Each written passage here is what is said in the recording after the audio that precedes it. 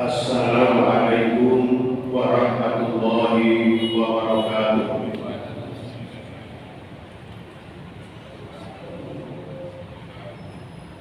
Allahu Akbar, Allahu Akbar.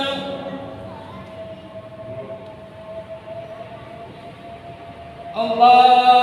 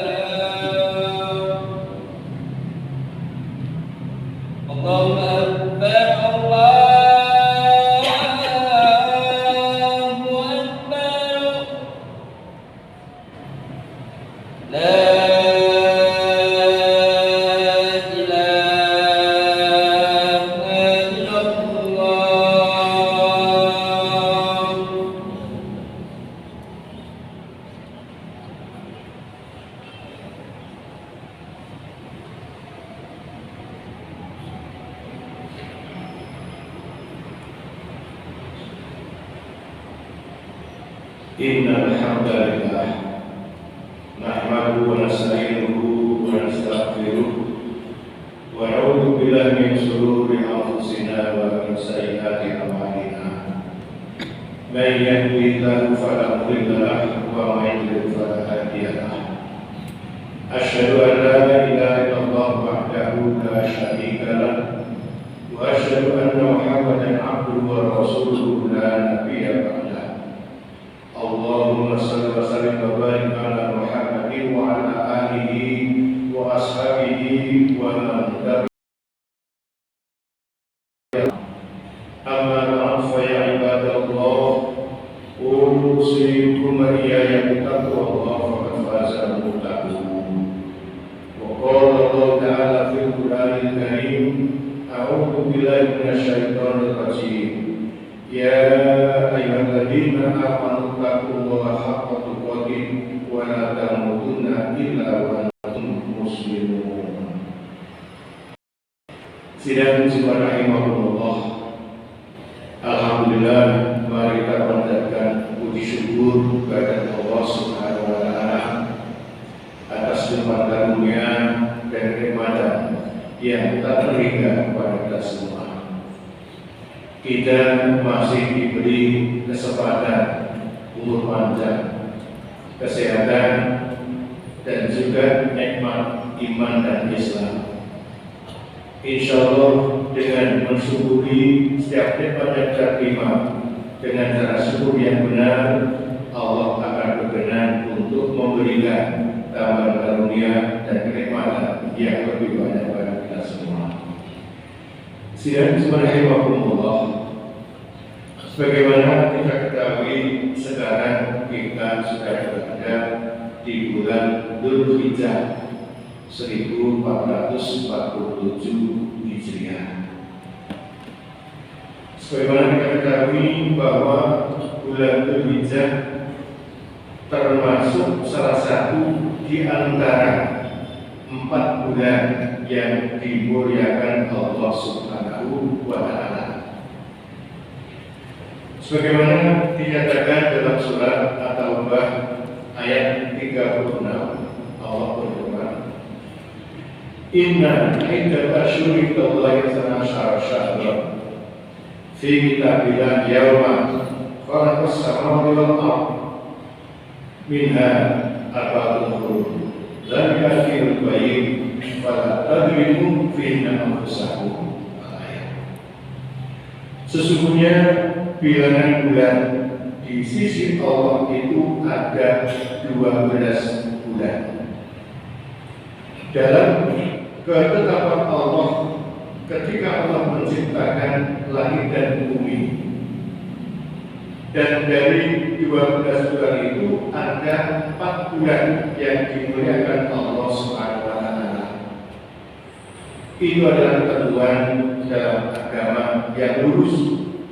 Maka janganlah kamu menganiaya dirimu di bulan-bulan itu. Yang dimaksud 4 bulan yang dimuliakan itu diterangkan oleh baginda Rasulullah Muhammad SAW, yaitu salah satu utama yaitu yang 3 bulan itu berturut-turut Dzulqa'dah, Dzulhijjah, dan Muharram. Kemudian yang sampai tak bisa, yaitu Muharram serta bulan Rajab yang terletak di antara bulan Zulhijjah dan bulan Syawal.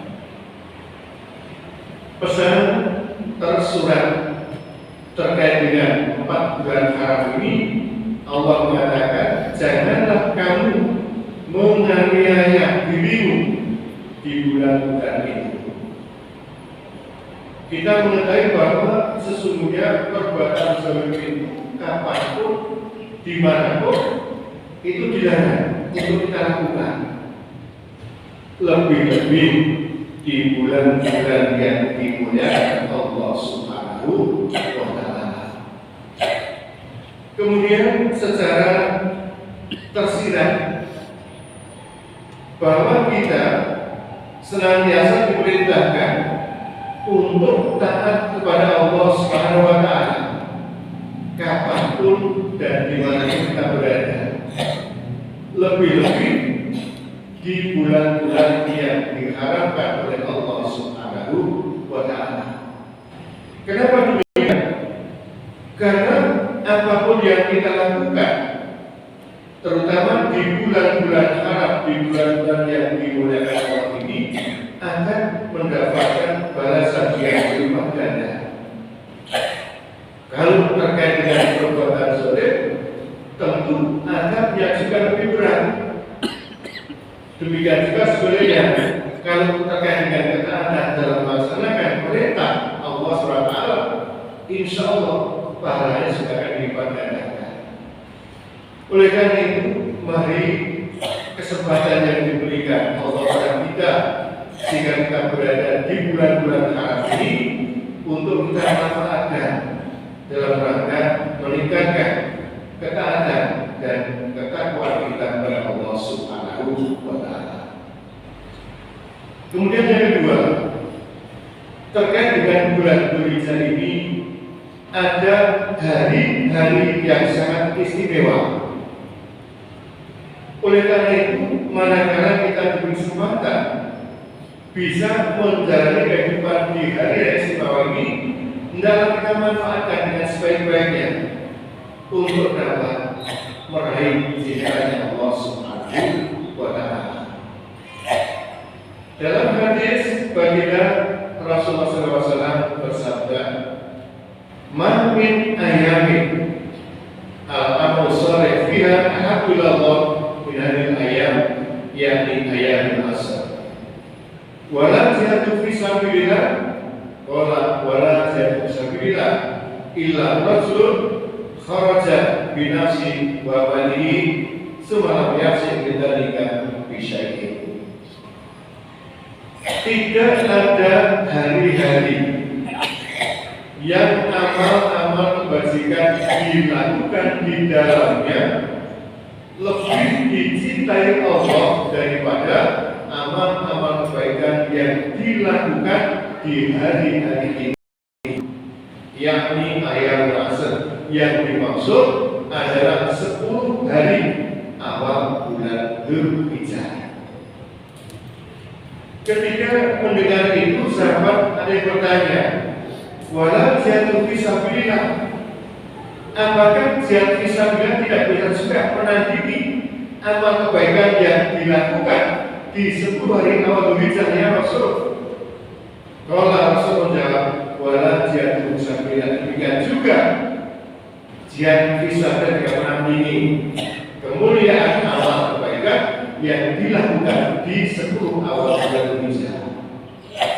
Illa rajulun kharaja bi nafsi wa malihi tsumma lam yasib bidzalika bi syai'in, kecuali kalau ada orang yang keluar jihad fi sabilillah dengan diri dan hartanya, kemudian dia tidak kembali dari perjuangan itu dengan sesuatu apapun. Artinya namanya gugur di medan jihad, harta pun habis untuk keperluan jihad fisabilillah. Ini menggambarkan baru sebanding nilainya dengan amal kebaikan yang dilakukan di 10 hari awal bulan Dzulhijjah. Oleh karena itu, alangkah ruginya kita kalau diberi kesempatan mendapatkan hari-hari istimewa tidak kita manfaatkan dengan sebaik-baiknya. Sidang Jumat rahimahumullah, di antara amal-amal kebaikan yang bisa kita lakukan adalah pertama, puasa sunnah. Sebagaimana Rasul juga menjalankan dalam kehidupannya, dalam menyatakan Rasul senantiasa menjalankan puasa Asyura tanggal 10 bulan Muharram, juga menjalankan puasa 9 hari di bulan Dzulhijjah 1 sampai dengan tanggal 9, dan juga puasa 3 hari tiap bulan, yaitu Ayyamul Bid, hari putih, setiap tanggal 13, 14, 15 bulan Hijriah. Oleh karena itu, ulama mengatakan bahwa puasa termasuk salah satu di antara amal ibadah yang memiliki dampak positif yang besar dalam hal kebaikan hidup, dalam hal aktivitas kebajikan. Sebagaimana kita merasakan di bulan Ramadan, siang berpuasa terasa lemas, panas, haus. Tetapi apa yang terjadi? Justru di bulan Ramadan itu banyak sekali amal-amal kebaikan yang bisa kita lakukan. Nah, oleh karena itu, ketika orang yang berpuasa ini sesungguhnya akan mendapatkan keberkahan dalam kehidupannya, sehingga insya Allah semangat untuk melakukan kebajikan dalam kehidupannya semakin meningkat.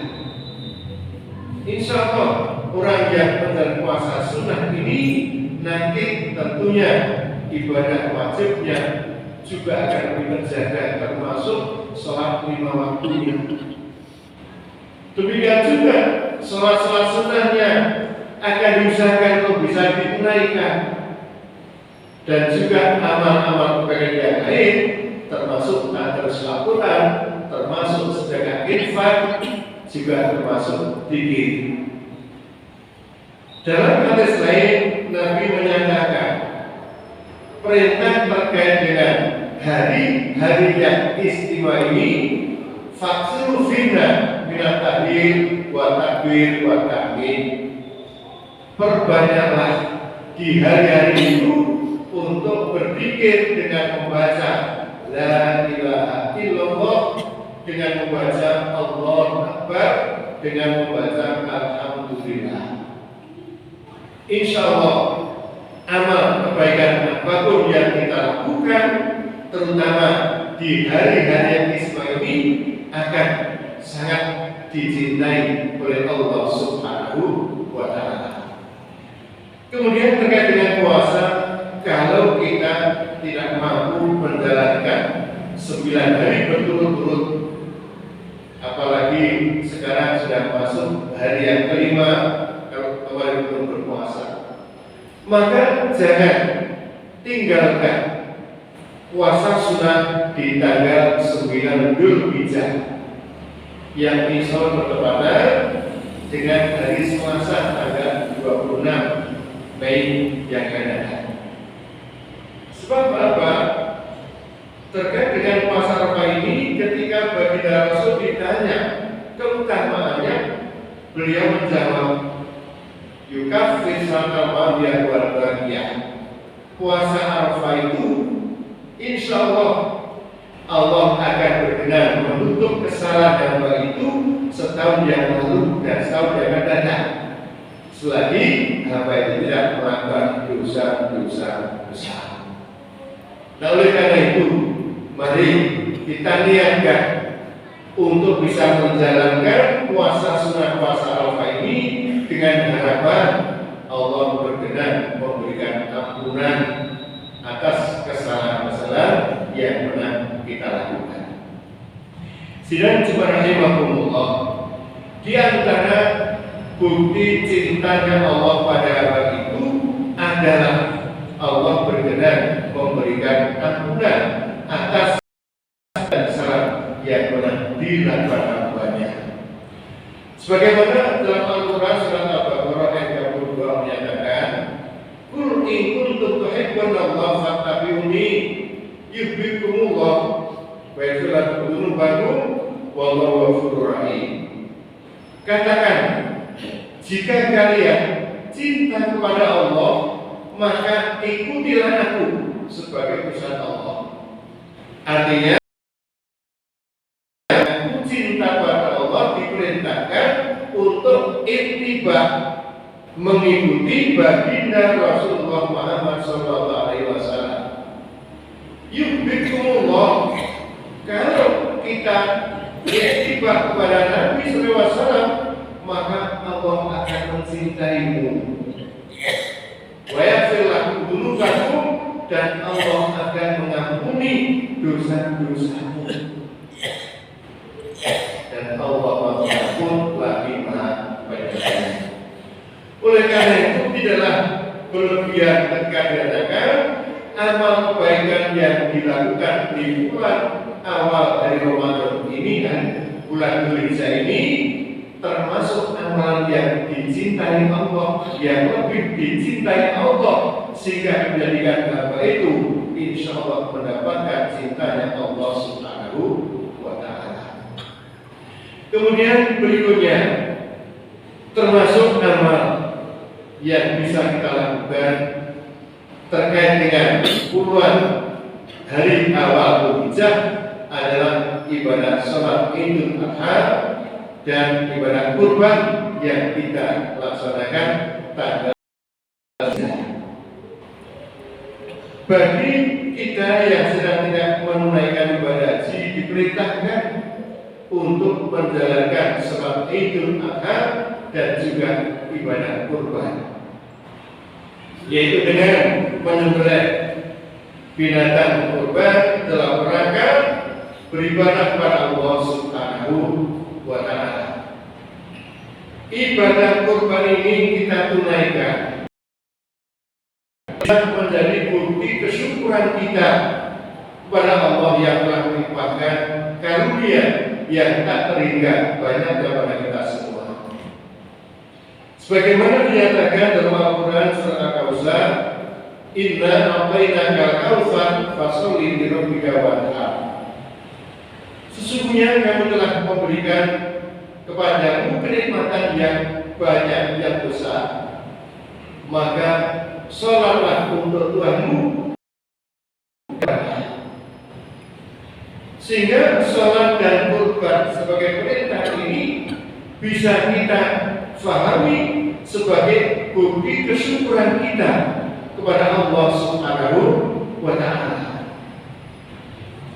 Tetapi karena ibadah kurban dalam arti khusus menyembelih hewan kurban memerlukan modal dan kemampuan, maka tentunya yang diperintahkan untuk berkurban ini adalah siapa yang sudah memiliki kesempatan atau kemampuan untuk berkurban. Hal ini penting. Kenapa? Karena baginda Rasul menyatakan, "Mandu sa'atan li'annahu ya'malu bihi falam yakun sholana." Barang siapa yang memiliki kesempatan kemampuan untuk menyembelih kurban, kok dia tidak berkurban, maka janganlah mendekati tempat sholat kami. Ini sindiran yang cukup keras. Oleh karena itu, bagi kita yang telah diberi kesempatan kemampuan, hendaknya merespon perintah ini sebagai bukti kesyukuran kita kepada Allah Subhanahu wa Ta'ala. Sidang rahimahumullah, kurban merupakan manifestasi dari keimanan yang tidak bisa kita pisahkan dalam rangka meraih ketakwaan kepada Allah Subhanahu wa Ta'ala. Bukan hanya kita yang diuji. Dulu anak-anak dari Nabi Adam alaihissalam di kisah Al-Quran juga diuji oleh Allah dengan kurban itu. Demikian juga Nabi Ibrahim dan Ismail diuji Allah dengan kurban itu, sehingga itu dikuatkan bahwa syariat Nabi terakhir dengan adanya perintah kurban yang bisa dilakukan setiap tahun pada bulan Dzulhijjah. Kurban tidak semata-mata karena kemampuan sesungguhnya, tetapi lebih dipengaruhi oleh adanya kemauan dari yang lain. Sehingga banyak kita lihat orang yang secara lahiriah mampu berkurban, tapi tidak menjalankan ibadah kurban karena tidak ada kemampuan. Sementara tidak sedikit orang yang secara lahiriah sepertinya tidak mampu berkurban, tetapi karena punya kemauan yang kuat untuk bisa berkurban, akhirnya Allah memampukan dia dan akhirnya bisa kemudian menjalankan kurban. Oleh karena itu, bagi kita yang sudah bisa dan punya kesempatan berkurban adalah bersyukur dan mari kita tunaikan ibadah kurban yang sebaik-baiknya. Sementara yang belum, jangan berputus asa. Mohonlah kepada Allah dengan sungguh-sungguh, mudah-mudahan Allah berkenan memampukan kita untuk betul-betul bisa menjalankan ibadah kurban yang diperintahkannya. Aku qouli hadza fastaghfiruhu innahu huwal ghafurur rahim.